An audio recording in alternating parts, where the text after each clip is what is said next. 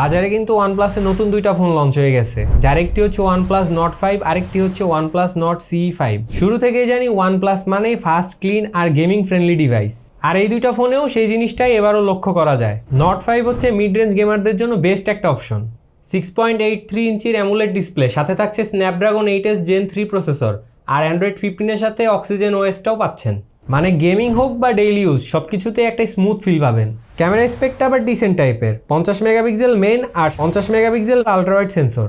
এখন দেখা যাক ফোনটা রিয়েল লাইফ ক্যামেরা পারফরমেন্স কেমন হয়। ব্যাটারিতে গ্লোবাল ভেরিয়েন্টে থাকছে 5200 mAh ব্যাটারি, আর ইন্ডিয়ান ভেরিয়েন্টে থাকছে 6600 mAh ব্যাটারি, আর চার্জিংয়ে 80 ওয়াটের ফাস্ট চার্জিংটা তো স্ট্যান্ডার্ড। অন্যদিকে Nord CE 5টা হচ্ছে যারা বাজেটের মধ্যে পাওয়ারফুল ও ব্যালেন্স ফোন চাচ্ছেন তাদের জন্য এটা পারফেক্ট হতে পারে। ডিসপ্লে, ক্যামেরা আর Oxygen OS এর ক্লিন এক্সপিরিয়েন্স থাকায় ভ্যালু ফর মানি ডিল হবে আশা করা যায়। এটাতে চিপসেট হিসেবে থাকছে MediaTek Dimensity 8350 প্রসেসর। অন্যদিকে ব্যাটারিতে গ্লোবাল ভেরিয়েন্টে থাকছে 5200 mAh এর ব্যাটারি, আর ইন্ডিয়ান ভেরিয়েন্টে থাকছে 7100 mAh এর ম্যাসিভ ব্যাটারি। চিপসেট আর ব্যাটারি সেকশনে বাজেট কম্প্রোমাইজ না করেই ইউজ করা যাবে অনায়াসে। সব মিলিয়ে নতুন এই ফোন দুটো মিড রেঞ্জ মার্কেটে OnePlus ফ্যানদের জন্য দারুণ একটা গেম চেঞ্জার হতে চলেছে।